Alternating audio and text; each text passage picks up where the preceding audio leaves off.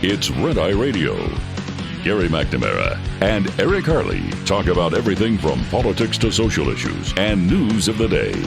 Whether you're up late or you're just starting your day, welcome to the show. From the Uniden America Studios, this is Red Eye Radio.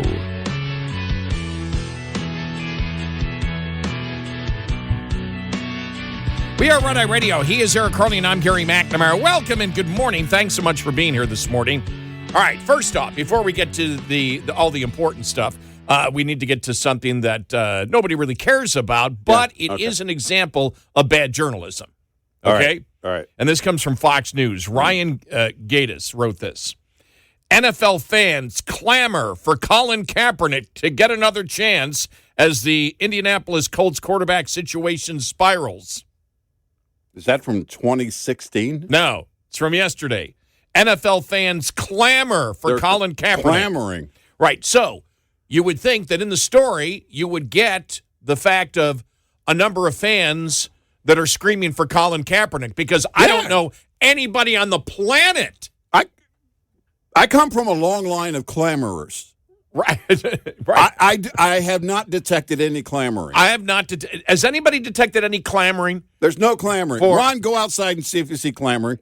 But I don't see any clamoring. So, I read this as like, okay, Colin Kaepernick has not played a down of football since 2016. That's 9 years. But it didn't stop some NFL fans from clamoring for his return to the gridiron. So you would expect in the article that there would be some, right? Which is more than one. I learned that in math class. It's the only thing I learned in math class, but yeah. And it says reports indicate Monday that Phillip Rivers is going to work out for the Indianapolis Colts. I guess he was signed to the practice squad, right? As the AFC South team season spirals out of control with all three of their quarterbacks hurt. Rivers played the 2020 season with the Colts and retired after that. He recently turned 94 and became 44 and became a grandfather. Yeah.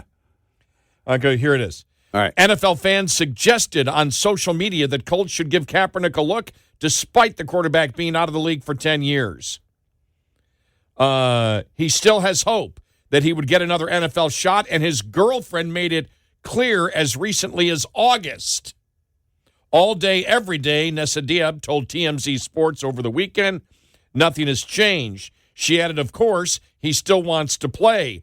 It's up to the teams if they'll let him.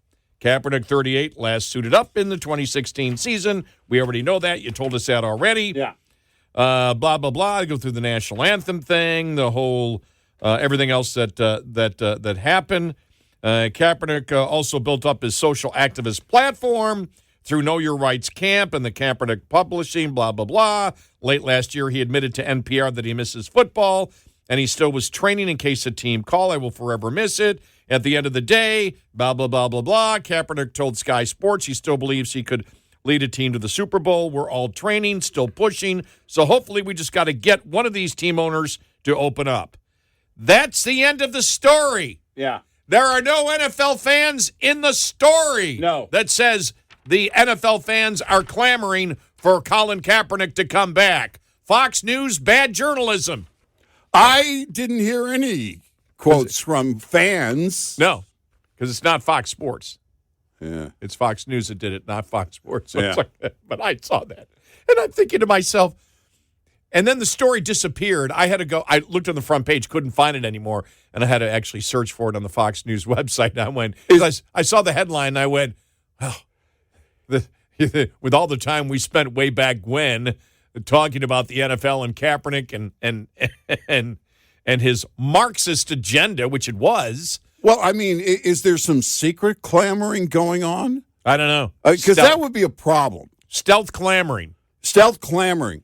Clamoring behind closed doors. Speakeasies where they clamor and don't tell anybody about it. You wouldn't want to tell anybody about it, clamoring and whatnot. I mean, his girlfriend, I thought he got married. It's his girlfriend. I don't know, man.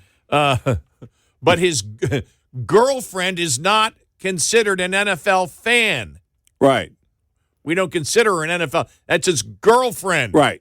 Yeah. We want to see people who follow teams that say, hey, I'm going to clamor with other people, and we're going to be clamoring to get him to, try out and get back into the game. Well, what would you do for the story is? The story is you would sit there and say, okay, let's go to Indianapolis. Yeah. Right? What should we do about the situation?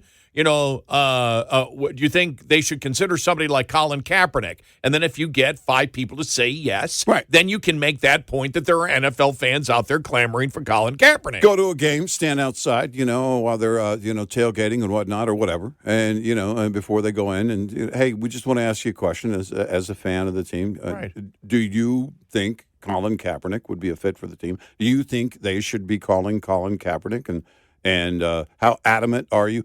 Are you to the point that you would get with other people and clamor? Yes. Are you in the clamoring mode for Colin Kaepernick? Right. If you're now, I would go a step further. It just can't be on the street. Yeah. What you have to do is go to the people that pay $500,000 a ticket per game. Right. Maybe I'm exaggerating a tiny bit. Okay, let's include Texas, you're not. let's include the PSL. Yeah, well, okay. That's what I automatically did. So the people that really matter are the people that buy the tickets, right? Yeah, of course. All right. Yeah. And I guess if you're somewhere around the country and you buy the NFL package, whatever, to watch Indianapolis, sure, you could, because you're actually paying for it. Right. How many of those people are saying, doggone it, in order to get us to the Super Bowl, we need Colin Kaepernick? I bet you've got maybe a significant portion of Indianapolis Colts saying, Phillip Rivers? He's 44. Is that the best we could do? No, I saw the headline. And I was like, whoa, wow. Or it would be Phillip Rivers, he's 44. Colin Kaepernick, he's 38. Yeah. Wow. Yeah. It's wow. There's no clamoring going on. Unless, again, it's secret clamoring. I just got the biggest kick out of it yesterday. I got the biggest kick. It was just so. Well, I saw the headline, like 44. Wow. That's only 15 years younger than me.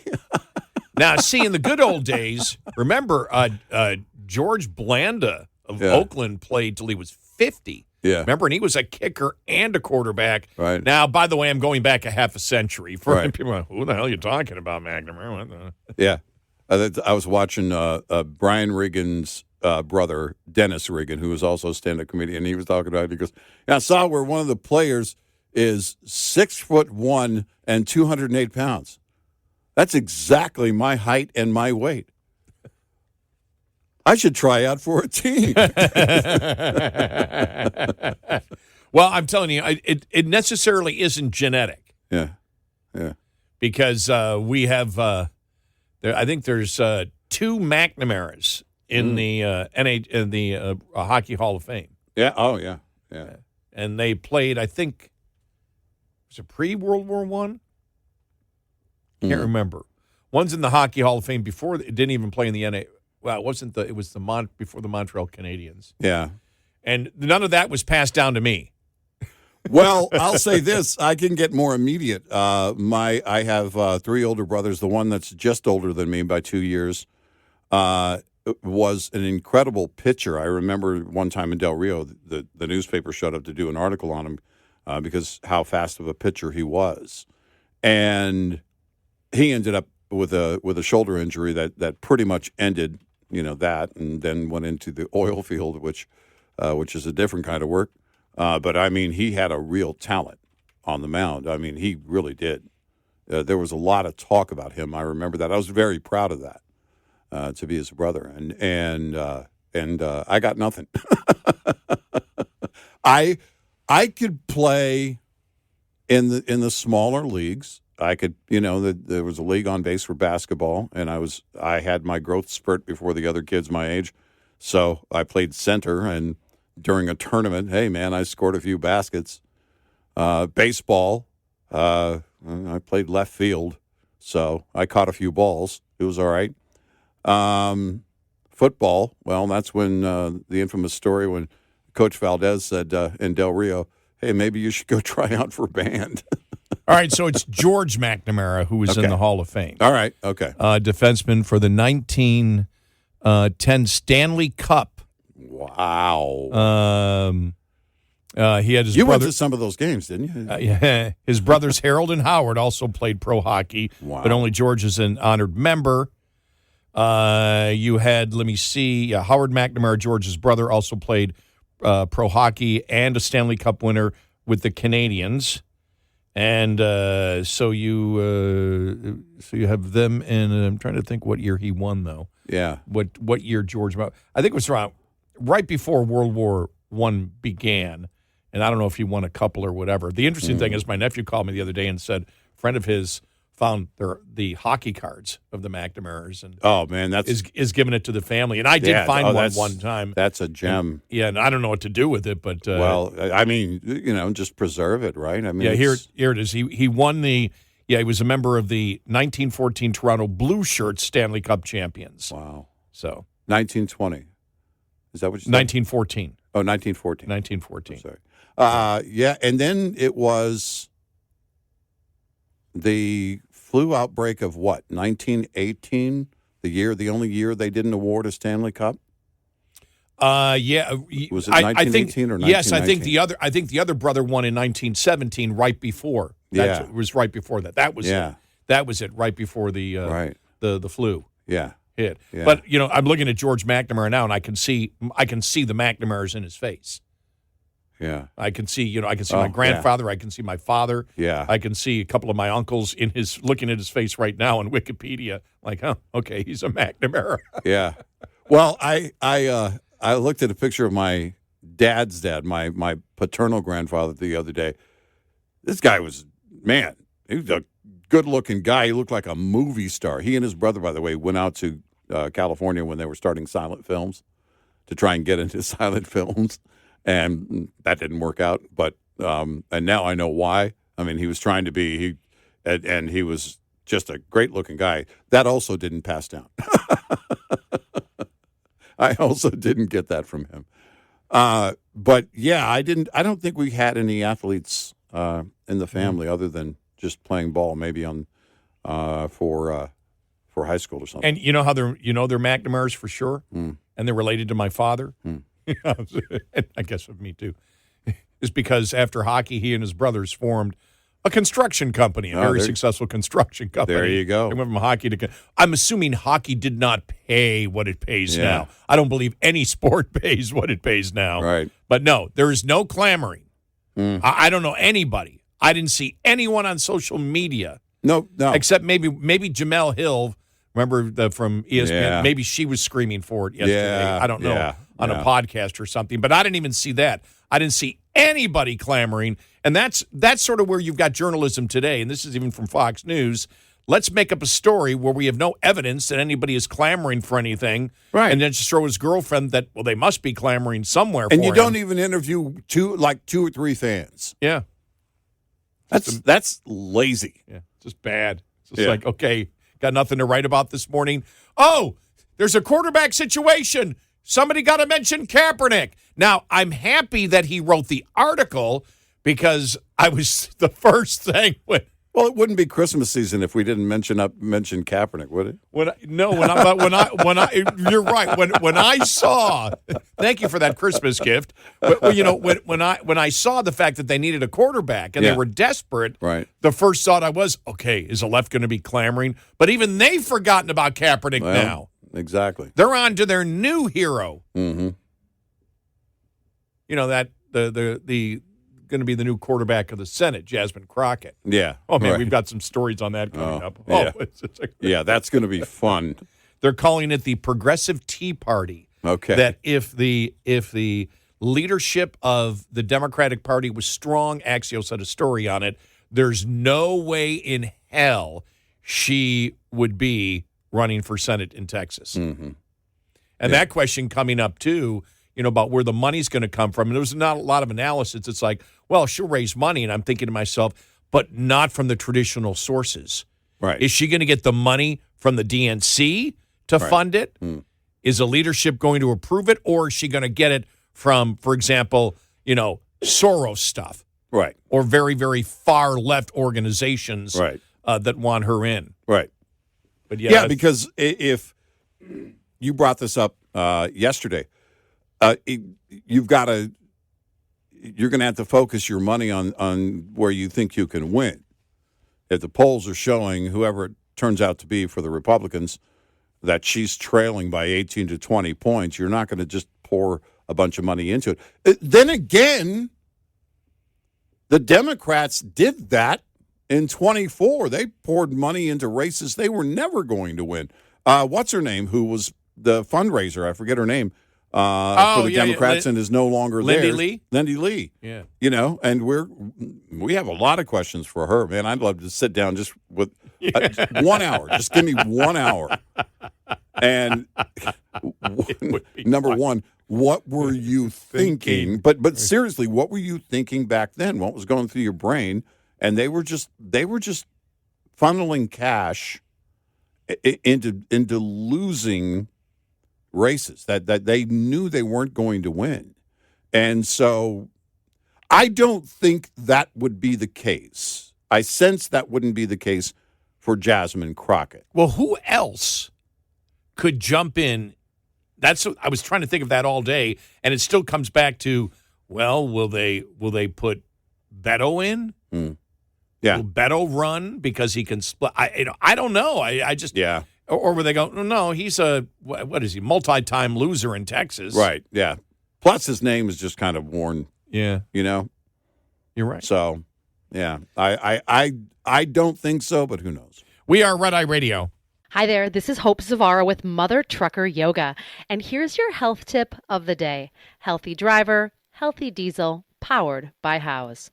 Truck drivers are at high risk for carpal tunnel and grip issues from long hours at the wheel. Let's fix that right at the wheel. Using your steering wheel, stretch one finger at a time, starting from your thumb to your pinky. Hold each of those for 10 seconds. Then place all 4 fingers on the wheel and gently press and stretch your palm and wrist. Hold for another 10 seconds. Do this 2 to 3 times a day to keep your hands mobile, strong, and ready for action. Small, simple changes that can lead to big results so you can feel good again. Visit mothertruckeryoga.com and howesproducts.com for more tips and support. Get in touch with Red Eye Radio, toll free at 866-90-RED-EYE.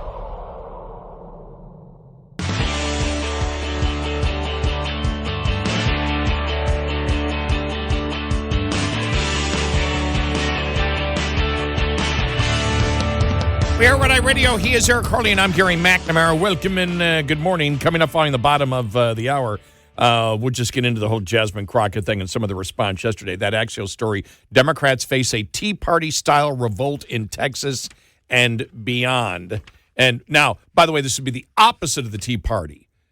Yeah. Just so you don't think, because you may read the article and say, wow, there's a conservative movement inside the Democratic Party to cut spending. Right. No, it's the bizarro world, to use a Seinfeld label. Well, it's the bizarro world Tea Party, where you would do the opposite of the Tea Party and spend as much as you possibly can and put as much debt on future generations because it's the radical left they're talking about. It's a lot like when my high school buddy Thomas called his car a Vet.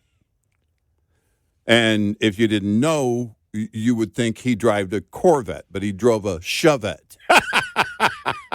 True story. And he called it the Vet. So you could just call it whatever you want. It doesn't mean it's what people will think. You just want them to think that. I saw it. It was on social media yesterday. It was just I just quickly glanced through it, and then I was moving on because I was trying to do research on stuff. But it said, worst cars ever made, and there was my orange Pinto from the mid-'70s right there. Also, Bill Maher. Yeah. We're paying too much in taxes. Yeah. Go after the corporations. Yes. Oh, my gosh. Classic Bill Maher. Yes.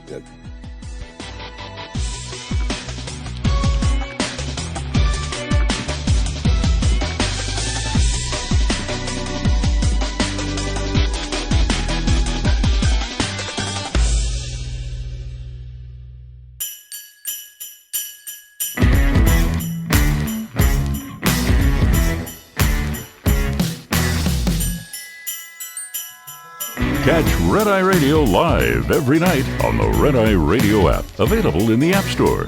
Red Eye Radio. And he's Eric Harley, and I'm Gary McNamara. Download our Red Eye Radio app today, and you can listen when and where you choose. I'm sorry, I just burst out laughing. I was looking for another article on Breitbart because I printed it out, and there's like an advertisement over part of it. And so as I'm scrolling down to get to the article I was looking for, here's the headline I see. Democrat Representative Hank Johnson calls America the Great Satan. And that made me just burst out loud. It just yeah. He's the one, remember. People don't remember Hank Johnson. He's the one that wondered if we put too much weight on one side of Guam, whether it will flip over. Yeah, if we had too many, what was it? Was it military vehicles, something like that? Yeah. And there is. I can relate to this story. I was nearly born on Guam. My mom was about 4 or 5 weeks out from giving birth to yours truly, and my dad was stationed on Guam, but had been transferred to Offutt Air Force Base in Nebraska. And the doctors told my mom, don't fly, because if something, it could, we don't want to harm the baby at all. And as far as I know, my brain is working fine. But then I thought, if I was born on Guam with the size of my head, seriously, that could tip Guam over. I've always thought that. And then recently my wife... It's its own planet. I have 2 senators just for my head. And it's my wife recently, we've been together the better part of 40 years, well over 36 years now. And she said, when you turned your head and was talking to George, my brother-in-law, I noticed how much bigger your head is. I was like, what? What is this? Where'd that come from? She goes, no, it was, you don't understand. It was so much bigger. And then if that weren't enough, and by gosh, don't you think it ought to be, number 8, our youngest grandchild, was at the house recently, and she says, hey, I want you to see something. Look at your grandfather's head next to mine. And she said, okay, turn sideways. We'll both turn sideways. And he goes, oh, my gosh! He screamed with a gasp. If I were born on Guam, there is a very good chance that it would have tipped over and there would have been a massive tsunami as a result. Wow, that must be an interesting moment when you say, I don't have a big ego. No, I don't mean that. I mean, your physical head is really big. Yeah.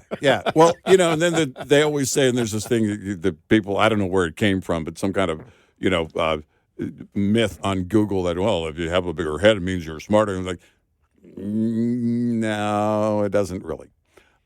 It's just, I have to wear extra large ball caps. But that goes back, 13 years ago from Hank Johnson? Yeah. When he said Guam would tip over? He actually asked that question in a serious way. Yeah. He wasn't kidding around. Guam would tip over. And he's still in Congress today. Then again, we didn't know back then that it would be mainstream. Doggone it! We're for women's rights. Yeah. And what does that mean? That men compete against women. That's right. Why? It doesn't make any sense at all. Right. We don't have to make any sense, you bigot. Right. Bigot for who, you misogynist? Yeah. But I found the story that I wanted to get to, and we can't play the audio because there's too many F words in it. But we did play an audio from Bill Maher yesterday talking to Anna Kasparian, who's formerly of the unless it still exists today, the Young Turks. Remember that liberal podcast or whatever that was? Was it on MSNBC? I can't remember. I just can't remember if it was on MSNBC. Yeah, or I don't whatever. know. I'm not sure. And the audio cut we played yesterday was when they were talking about Islam, and he said, "Well, what country in the Middle East would you wear that dress in that she was wearing?" And it showed her arms and her legs. Yeah. And she just kept avoiding the question. Right. She just wouldn't answer the question. He goes, "You're not answering my question." Right. And it was hilarious because we had a whole conversation. We can't imagine what it would be like to be someone out there which we are. We're opinion givers. We tell you what we think. Mm-hmm. I can't imagine anybody asking me a question and me evading the answer. Right. It's like, why the hell are you in this business if you're going to evade what you think? Right. Exactly. Because it shows that you don't have any convictions. Yeah. Just say it. Whatever it is you believe, just say it. It will help you formulate that answer. Right. But don't do what you did and then claim that you care about women's rights at all. Right. But this was on a different topic. HBO late night host Bill Maher said government confiscates a lot of money in taxes, wondering if it ever goes to anything productive. Maher lamented taxes, specifically in the state of California, when speaking with Anna Kasparian during his Club Random podcast, as I call it, the drinking and smoking podcast. Yeah. He was holding his, whatever it was, little cigar the other day. And the way I thought he was vaping. I really did. I thought he was like, is he vaping now? Bill Maher finally realizes, this is from Breitbart, his tax dollars are being stolen for absolutely nothing of substance. Maher said, "I never can quite get why they are taking so much of my money." Responded Kasparian, "Yes, talk about those effing taxes right now." And then Bill Maher says, "I can't remember the last year when I didn't give more than half my income in taxes. The government does," listen to this, "confiscate a lot of money. Where is it going? Why are there still homeless people? And why are there still no railroads built in California? Why?" And then what they got back to? Mm-hmm. What they got back to, and this article doesn't hit it, but what they got back to is, and these corporations don't pay enough in taxes. And so it gets back to where liberalism actually is. We want to tax the rich unless I'm rich. And if I'm rich, don't tax me. Put a stealth tax that on the poor and the middle class through corporate taxes. Right. Mm-hmm. As you said when I was playing the audio during our pre-show meeting, but like I said, too many F words, and you said typical Bill Maher. This is classic Bill Maher, where there's got to be some kind of leftist populism that comes out eventually. And then because he's in the conversation basically saying, well, you don't even know how taxes work. So let's go after corporations. Yeah. Well, my gosh, that is so ignorant. And it's willfully ignorant. Because I would do to Bill Maher what he does to some of his recent guests, Patton Oswalt and others. You don't even know how it works. Yeah. You don't even know what's going on, Bill. When you increase their taxes, they're going to protect their margin, and they're going to do that by raising the cost of goods and services to the point the market will bear, and then beyond that, laying people off and creating efficiencies in other ways, which means, again, hurting the economy and hurting the average person. If you don't know that, if you're in this mindset, hey, big corporations, and they've all got their, speaking of cigars, they've all got I've said this for years, their mental image of some big fat white guy at the top of a tall building in his office, and he's sitting on a mountain of money, chomping on a cigar, going, ha, ha, ha, ha. Corporations are in business to make money. If you don't like that, frankly, I don't care. It's reality. You can like it or not. That's not my problem. But if you don't know how it works when it comes to corporate taxes, they absolutely pass it on to the consumer. They absolutely, when there's an increase, pass that on to the average person, which gets us back to the whole Hochul mess. When she wants to not tax the billionaires, she wants to tax the people of New York by raising corporate taxes. Right. To pay for what New York City wants. And it goes, and the reason it's so important, man, I wish I could play the audio, but there's just too many F words in it that it's just too tough to edit it, but when, and make any sense. But Anna Kasparian, when he talks about it, she goes, yes, and then corporations. But it was the passion that we're paying too much in taxes. Yeah. And it's, it just reminds me of where liberalism is. Liberalism always says tax the rich unless you're going to get taxed. Right. And then it's like, no, tax those mean corporations, the old populist thing. And I've said it over and over and over again, and I think I've said it for 43 years. The biggest lie that the left has gotten away with is corporate taxes. Yeah. That somehow and they've convinced the people of America that corporate taxes actually punish the corporations when, if you're in the United States and they want to raise all the taxes in the United States, that means, well, everybody gets taxed, everybody raises their prices. Right. It's not like anybody can get out and get a competitive, reduction, and they don't have to pay. All the corporations have to pay, so they'll raise the prices. Right. And I really believe that the Democrats look at this and go, the people that vote for us are the biggest morons. They're idiots. These are people that don't even have a kindergarten education.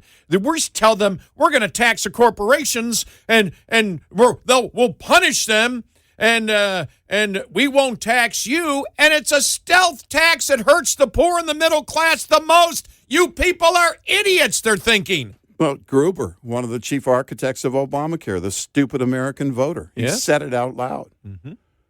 Too bad it wasn't Hans Gruber from Die Hard that was part of that team.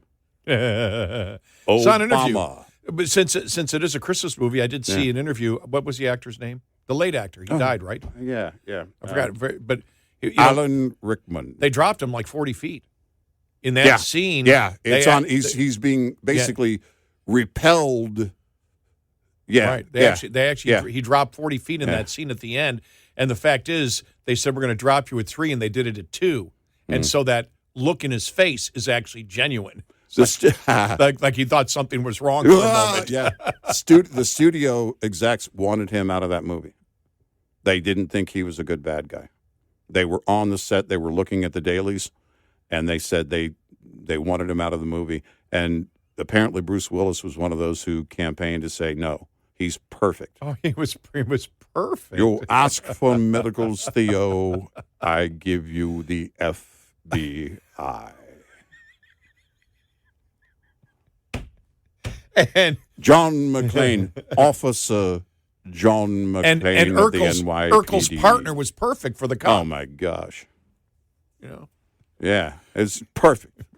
Perfect movie. I can't think of the actor's Perfect name. Christmas. Yeah, he's great, though. Perfect Christmas movie. I was reading something on YouTube the other day about A Christmas Story, how it took like 15 years for the director to finally get any.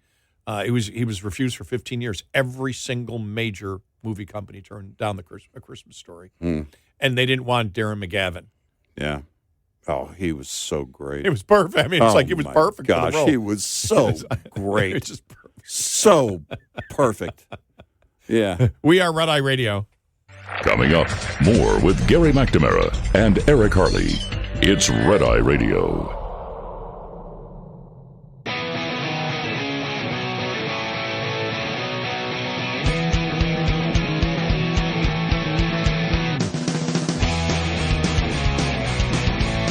We are Red Eye Radio. He's Eric Harley, and I'm Gary McNamara. One of the things that we've talked about, I mean, just like the Bill Maher thing where he talked about the fact I pay too much in taxes, and his guest agreed, the liberal guest agreed. Yes, absolutely. Go after the corporations. It really is indicative, and we've talked about this for a significant period of time, whether it was Obamacare, whether it was, healthcare. On healthcare, on the shutdown, on everything else. Democrats actually don't want to pay for anything. They want, and we look at Mandani and Kathy Hochul. They want the entire city of New York the entire state of New York to pay for what the city of New York wants. Right. And that seems to where she's crumbling right now. that, okay, no, let's raise the corporate tax rate across, the entire, we're not going to tax the billionaires. We're going to tax those mean corporations, which means they're going to be taxing the consumer, which hurts. It's a stealth tax on the consumer that hurts the poor and the middle class the most. You and I have been talking about this together for 20 years. Yep. I've never heard Republicans ever talk like this at all. It's a great point to make over and over again. You really look at it, and the Republican Party really sucks on messaging on everything. They really do. It's like everything you hand to them, they just throw in the garbage. It's handed to them by the left every day. Yep. And we've been saying this for decades now. They do nothing with it. Top of the Hour News is brought to you by House Products. Visit houseproducts.com. This is Red Eye Radio on Westwood One.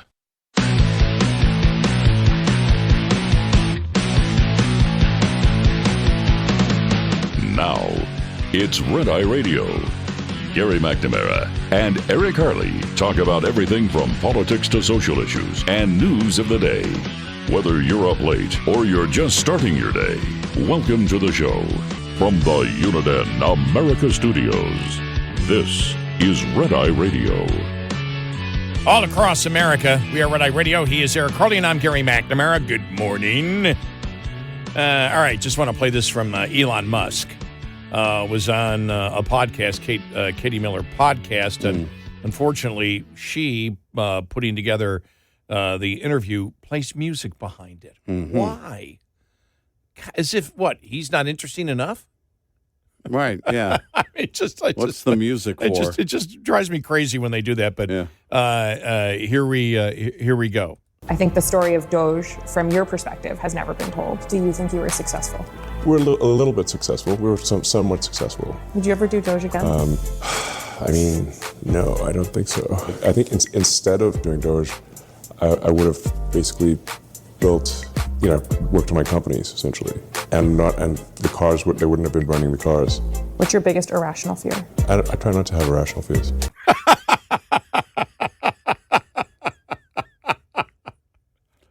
It's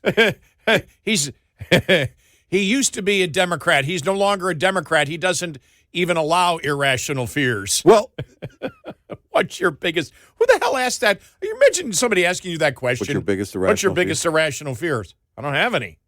You know what mine is? Well, okay, one. What? That the Bills can win the Super Bowl. Well, that's not an irrational fear. That's a fear. That's an irrational hope. That's an irrational hope, yeah. Mine is the giant Stay Puft Marshmallow Man from Ghostbusters would show up, and I wouldn't have enough storage room to keep him in because, you'd have to start roasting right away. The idea is that because I think this is the case for critical thinkers, and you can put him right in that group. If you have an irrational fear, you immediately, because he solves problems, and so you immediately solve that problem and go, oh, well, that's not even a fear worth having. It's if it pops up, then you immediately stamp it out with reason, and that's the whole point. Are there fears that are true or that are real, that are founded in something real? I have one immediate. It just a couple of days ago appeared, and that is that Jasmine Crockett would become a senator in my state, and you and I would both live in her jurisdiction, which would have me hunting for property in Oklahoma. And we'll get to that here in a little bit, but really interesting that he wouldn't do DOGE again. He talked also about the pushback. He said he had hoped to cut 100, 200 billion. No, you mean 1 to 2 trillion. Yeah, he's even lowered what he was marketing when he first did it. And he said even if you wanted to get 200 billion or 100 billion in improper payments, that the corrupt infrastructure is so big and the blowback was so big that you just can't get it done. We had said it early on when he said we're going to cut $2 trillion or $1 trillion. That's a possibility. And we said, no, it wasn't. And of course, we got criticized for that, but we were right. You weren't going to be able to cut that. America is not in the cutting mood. Did you see Obamacare more popular than ever right now? Sure. Because when Republicans talk about the price of Obamacare, but the price is skyrocketing. Not if the subsidies exist to the consumer. That it's not coming out of their pocket. Yep. And so, and also what you heard in Elon Musk's answer there too is more supportive of what I believe, and that is the board at Tesla reined him in and said, you need to focus on the company. And there's been great focus on the company. And I think that's, where he looked at it and said, those are where the benefits of my work are going to be shown. But I think the board, after all of that fallout, said, this can't happen. This can't go on. Well, especially when he came out, and you and I were talking about this, and you actually brought it up first. You said when he said, basically implied that Trump had something to do and did something illegal with Epstein. That crossed such a huge line. When he put that post out that night, I said on the air that night that if I were on the board, I would call for his resignation. And the reason is that you've crossed a line. You've crossed a very clear boundary in implying that a sitting president has done something nefarious, possibly to the level of criminal activity. And if you're implying that, even if you didn't make a direct accusation, which would be a very big legal matter for him and the company, you still implied that, and that crosses a line. That's the kind of behavior that is irrational, and you cannot have that as the head of the company. And if I were on the board, I would have, in fact, at that moment, called for a special vote to end his tenure as head of that company. What you saw after that supports, again, all of that, and what I actually believe, and that is the board has reined him in and called him and said, you focus on the company, or they're going to, because you can't have, first of all, you can't have people burning cars. You can't have him in a war with a sitting president on X that he was just buddy with. They were just dancing together in an AI video. And next thing you know, they're at war with each other. You can't do that, and you certainly can't imply that the president has done something nefarious or possibly illegal. Again, a sitting president, it undermines the integrity of any company that he was leading. But he is also the brain trust of this company. This is his work. This is his technology. And he probably would have been fine had they gotten rid of him. He would have gone on to something else. But Tesla, of all the EV companies, but not just EV, everything they do is basically intertwined along with X and now XAI, which is getting, top-of-the-line reviews, Grok, and all the things that he has done, SpaceX, all of these things that are real, truly modern marvels. There has to be a preservation of that mission that he was on before all of this, and I think that's what the board saw. And I honestly believe that's the conversation that was had. When you talk about the failure of DOGE, the other massive failure, and it was the one thing in politics, and we said it at the very beginning, and we were criticized for it, but again, we were right. You do not overpromise and underdeliver. You do not tell the American public that debt's not going to be a problem anymore. Right. You don't tell them you can cut $2 trillion, which is what the first figure started out at. Right. And it was very easy for us to figure that out because we did the math. We know what the budget is, and we know that if you did that, you would have to cut everything except Social Security, Medicare, basically Social Security, Medicare, and national defense. and everything else would be cut. And the American public is not going to allow that to happen. Right. That's not going to happen, and we knew it wasn't going to happen. And so we said, don't do that. You had Caroline Levitt out there every single day for the first couple of months promoting the incredible cutting, and we're going to be cutting billions and billions and billions and billions and billions and billions of dollars. And for the first, what it would be, 9 months, the deficit's actually gone up. Mm-hmm. Because it doesn't matter. Even if you did they do some things that were good? Yes.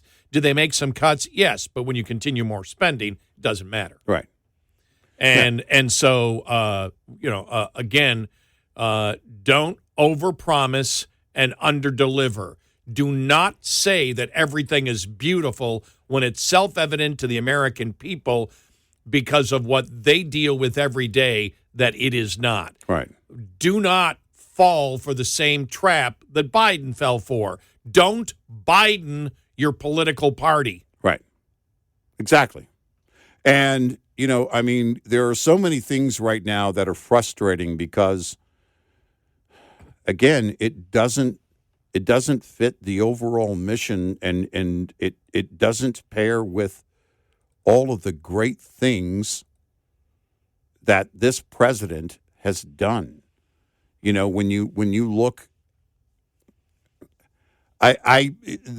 we talked about the GOP not being able to message. I don't know what that is. I don't know where that failed. I'll tell you, I think where part of the failure is right now. But this has been going on for a long time. So this is just kind of a new element. And that is everyone wanting to basically make their own way on social media. The performance art that has become, that part of representing the people. You just become, you want things to go viral, so you'll be popular. Your name is out there, and MTG was engaged in that kind of stuff. Matt Gaetz was engaged in that kind of stuff. There are lawmakers over the years that have been louder than others. We know their names, and we know their names for a reason because they were in the news cycle. But this was different. This was not, in many cases, not focused on the issues, and also not focused on the overall goal of defeating the very foundation of liberalism. I mean, the fundamentals of liberalism fail drastically compared to conservative principles. They just do. And the only difference, the only gap is the messaging. Well, I mean, it's also, I think it's more than that. When you look at, and we've talked about it, I was telling you in the pre-show meeting that on bombing the drug boats, Rasmussen, 57-39-4. It's unbelievable. So everything the Democrats screaming isn't working. When you look at the majority of the things that Trump has done, his numbers are wonderful. The only thing he's underwater on is prices. That's why he was in Pennsylvania yesterday. They are scared to death because on everything that doesn't affect, that a person can't feel every day, that's where you're skyrocketing. Your numbers look great. Republicans look great. The problem is prices, affordability, tariffs. Well, my point was on overall conservative principles versus liberal principles, which again, the general umbrella. Yeah, okay, that's which is what I had said earlier. Because this is why we've been a team for over 20 years. We've been each doing this a combined 250 years this year. Big celebration on July 4th. But it has always been the case, and it's always been the case that the right fails to message those principles properly. I mean, you have Milton Friedman. He's no longer around, but he's viral. He's, quite frankly, still active. Elon Musk, what he's done for freedom of speech in today's modern conversation arena is massive, but it also must be populated. The content of that arena must be populated with an ongoing messaging on those conservative principles, because you win all day against the left. And they just haven't done that. But yeah, to your point, the actions and what was it? Was it the editorial board, the National Review or Wall Street Journal that did I'll have to see it. I'll have to go get it. It's the growing list of Trump's contradictions or something to that effect. Yeah. And you read through it, and it's like, exactly what we have been talking about. And it's you can't have those mixed messages. Well, especially when they're economic contradictions over and over and over and over and over again. And the frustrating thing about it is, and we voted for Trump 3 times, and every time we criticize him on how he has rolled out the tariffs and how he has marketed them, we get criticized, but we're right.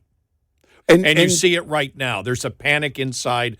There's an absolute panic inside the Republican Party that they're going to lose, and they're sitting there throwing up their hands going, my God, we're winning on every issue except the economy because it's prices. Well, the hell if you didn't learn that just in general for politics forever, that it's the economy, stupid, and prices matter, and it's what people feel every day. And you see the massive failure of the Biden administration not acknowledging what is self-evident to people, and that's what they feel in their own economic life. And you're out there every day telling them, Trump was out there again yesterday saying the affordability thing is a Democrat hoax. Right. And it was all Biden's fault. Yeah. I saw Tyrus on whatever show he's on, Gutfeld. How come he's got to go there? Why aren't Republicans coming there? Because he's not selling his message to a significant portion of Republicans. And that's the difference. Because in 24, you never needed to make the promise that we're going to bring prices down. What you needed to say is this generation has seen record inflation. It's record inflation for a generation under the Biden tenure. During my first term, we were seeing record low unemployment. And we had plentiful jobs. Earnings were doing great. It's a much bigger hill to climb after the damage done by the Biden administration, but you have my promise. We will work every single day to correct what they have done. I'm not going to sit here and tell you that prices are going to come back to 2019 levels, because that damage was done by the Biden administration. And the nature of inflation dictates that the prices will go up at the very least by 2% on the average per year.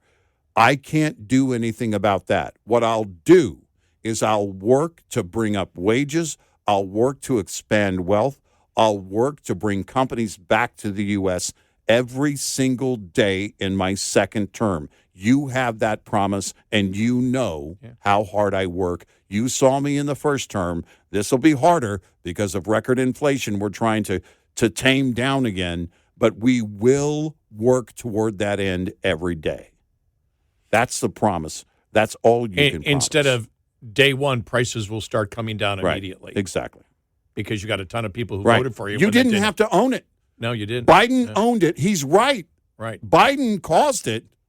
Don't make the promise that you're going to bring those prices down day one. You're going to work to improve the economy every single day. We are Red Eye Radio. This morning's USDA Farm Report is brought to you by House Products. Tested, trusted, guaranteed since 1920. Real Christmas trees remain popular for consumers, and according to Christmas tree farmer John Tillman, quite a few changes have occurred in his industry the last decade or so to meet consumer demand. Some of the things that have really made our ability to grow trees easier is understanding what species are more tolerant for wetter ground, more tolerant that do not get a certain fungus or the bugs don't get in. So we're able to utilize more ground than we had before and get trees that need a little less attention. In addition, most Christmas tree seedlings are now coming from very specific seed zones or actually parent trees, where the seedlings I'm planting I know came from this seed orchard. And so most of the trees in there will have a very distinct genetic quality to them, whether it's color or needles, upright branching, things like that. I'm Rod Bain reporting for the U.S. Department of Agriculture in Washington, D.C. This report brought to you by Cenex Fuels and Lubes. Lines open for your calls. 866-90-RED-EYE on Red Eye Radio.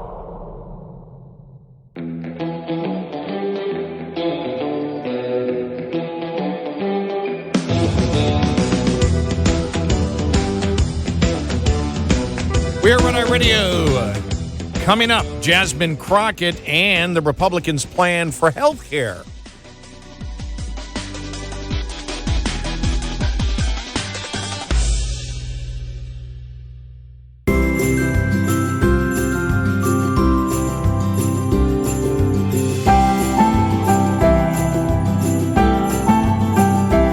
You're listening to Red Eye Radio from the Uniden America Studios.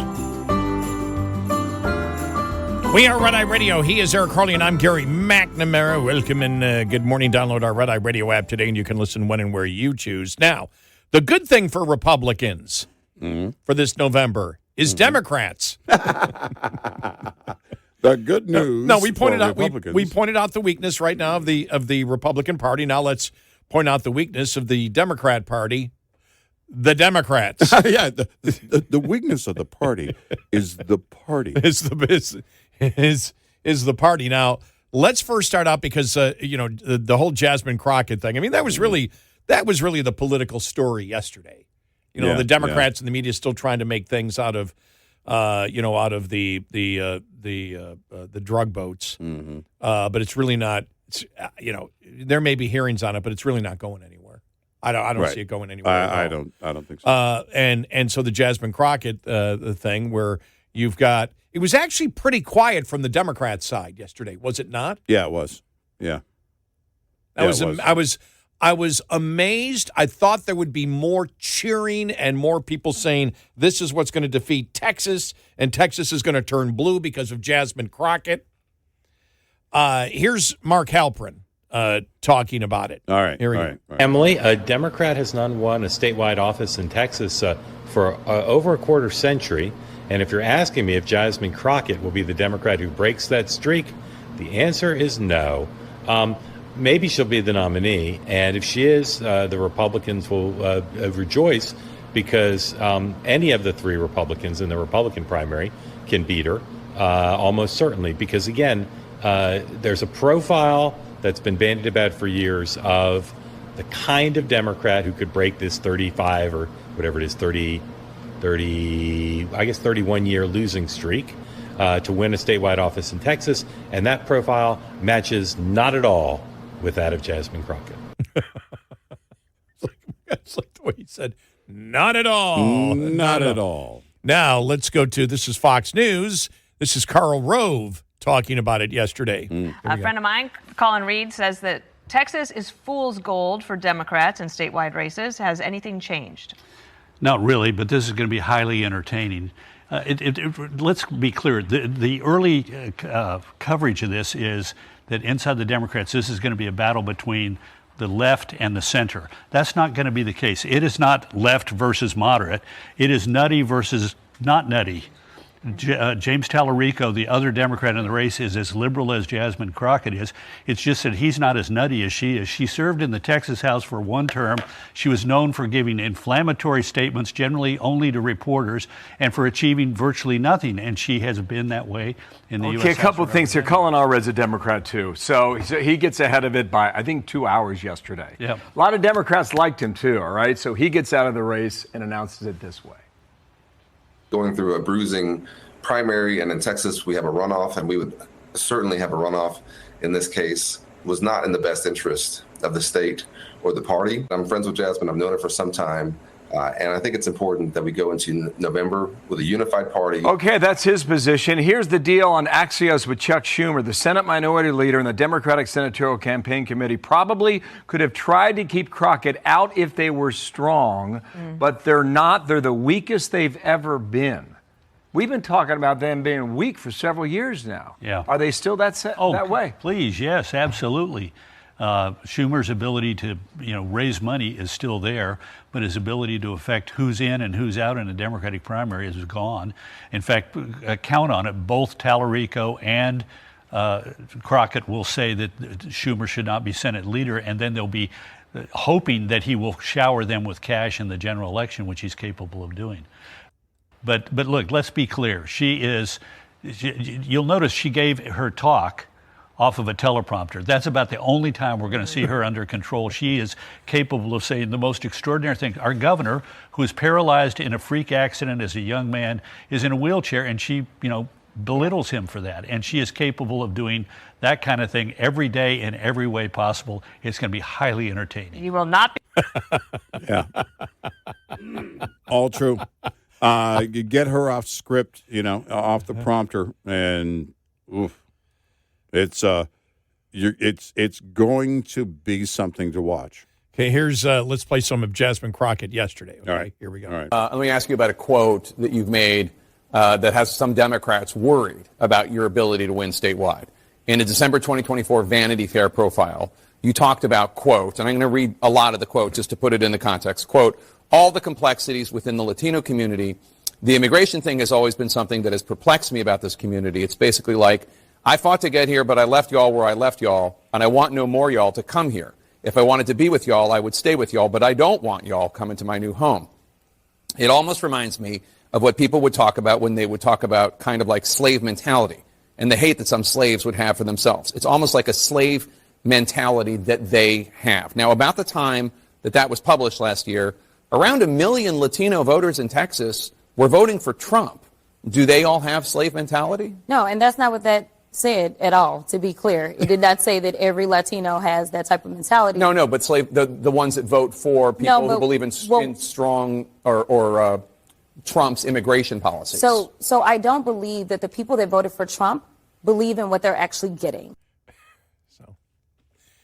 She's backing off on it. Yeah. It's going to be tough because it's going to be a field day for everything that she has said over this period of time. And plus, what you find out eventually is that she's really clueless on all the issues.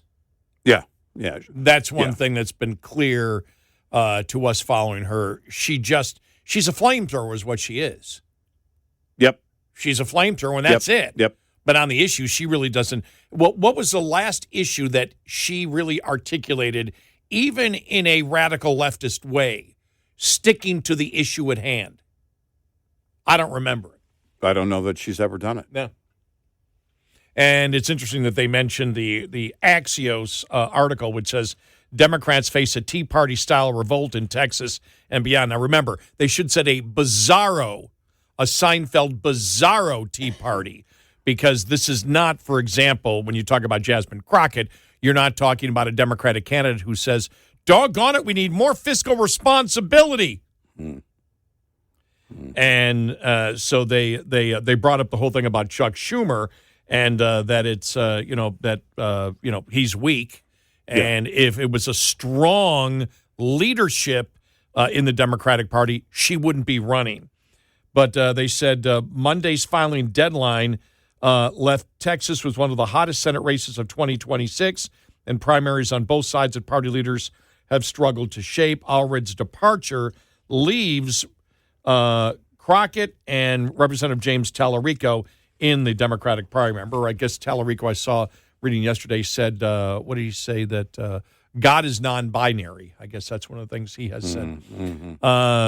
Longtime Senator John Cornyn and Texas Attorney General Ken Paxton are the leading contenders on the GOP side. Republican Representative Wesley Hunt is also running. The Republican standoff between the two Texas political icons was long expected, but the Crockett-Tallarico contest will pit a new generation of contenders who reflect the growing liberal activism. A recent poll by University of Houston indicated Crockett would lead the Democratic primary field with 31% support. Talarico was backed by 25%, Albert 13%. But we saw the last one was what? The last one just with the two of them in. And that was done at the end of November. We brought that poll to you yesterday. Was she was leading, what was it, 52 to 34 over Talarico.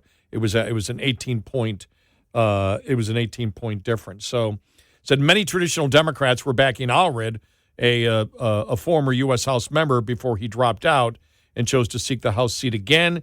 He said Monday that a bruising Senate Democratic primary and runoff would prevent the Democratic Party from going into this critical election unified.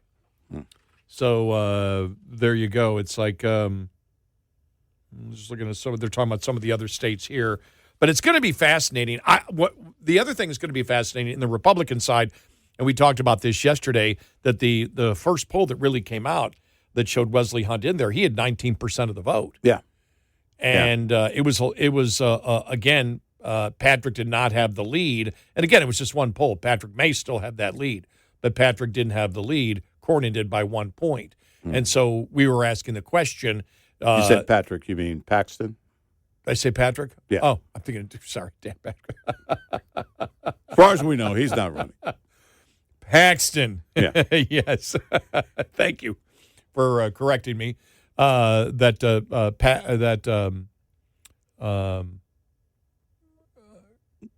didn't have the lead over Cornyn when right. Cornyn had the lead by 1 point. Yes, Thank you very much. Come on, I'm an old man. Don't confuse me. I'm Uncle Leo. Just think of me as Uncle Leo. Don't throw anything in that will throw me off. I'm an old man. By the way, I was thinking of that. It was on X yesterday as soon as the whole thing about Phillip Rivers came up about because of the injuries to Indianapolis, and it showed a video of like this 80-year-old man with the football in his hand running through. I don't know if it was AI or not, but it looked pretty. It was done in slow motion. It was actually pretty funny. All the kids in the game were letting him run past them. Exactly. Go, Grandpa. So I think it's going to be interesting to see what Wesley Hunt can do. Yeah. Because I think that there is a demographic of really conservative Republicans in Texas, not conservative populists, because there's a lot of conservative populism out there, people that call themselves conservatives in the Republican Party now, probably more than I've seen in a long, long time, that have more government. Well, no, if we have the government that can take care of the people, we'll take care of them better. Yeah. That view that a good Republican government could control the economy better. Right. There's that conservative populism that exists, which really is just liberalism. But in Texas, there are, I think, more actual conservative Republicans, and that's why I think Hunt had 19 points. Yeah. We'll see where that goes from that and what kind of money he can raise, because really Cornyn and Paxton are the monsters in the race. But as I brought up yesterday, he still had Wesley Hunt had 19% of the vote, and his unfavorable ratings were super low because nobody knows who he is. Right. There's still a ton of Republicans, because they were polling Republicans who didn't comment. That means they didn't know who he was, and you looked at the unfavorable for whether it was Paxton or Cornyn, and they were way higher than what Hunt had. Right. And there is, I believe there's, to some degree, this with the Republicans that are going to vote, none of the above kind of thing. And then if someone like when Wesley Hunt gets in, that explains the 19, because he's not just none of the above. There's something to him. There's something, again, that conservatives go, oh, wait a minute. Hold on a second. And so if you're looking at him at 19, Paxton at what, 27, and Cornyn at 28? 28, I think it was, yeah. And that's That's a three-way race. Those numbers right there. Now, they won't hold, but that's a three-way race, and the question will be, can Wesley Hunt bring his numbers up? If so, what would bring that about? Because I said yesterday, 19 is enough to get you to March 3rd. Oh, yeah. You've got, there's going to be money. There's going to be, you getting to March 3rd. Being within 10 points. Yeah. And what might get donors and conservatives to support Wesley Hunt is the lack of unfavorable numbers. Exactly, on the other two. Yeah. Yep. Which means, I have an opportunity to convert compared these to people. The other two, I mean. Yeah, compared to the other two, because it looks like it's pretty solid unfavorables for the two inside the Republican Party. This would be, but if you look at Wesley Hunt, he doesn't have it because he's still unknown. But the people that know him like him. Exactly. We are Red Eye Radio. We'll be right back with more Red Eye Radio with Eric Harley and Gary McNamara.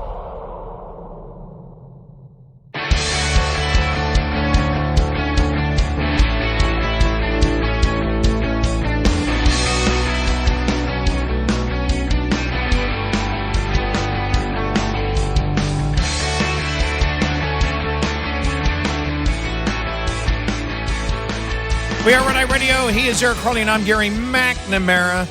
So what I get then is Monday was it. I mean, that this is set. Yeah, the deadline, because of the deadline was set. Yeah, I didn't know that yesterday. I had overlooked that as well. Yeah. And so now it's over. I mean, Beto, look, skateboarding is a fun hobby. So, it's just, we just ask that you be careful, wear a helmet. So he's not going to be in. Nobody else is going to get in. It's done. It's the done. stage is set, folks, in Texas, and Jasmine Crockett is on it. So this is going. I got to check to see if there's an overnight poll done yet. Yeah, if somebody did a poll yesterday.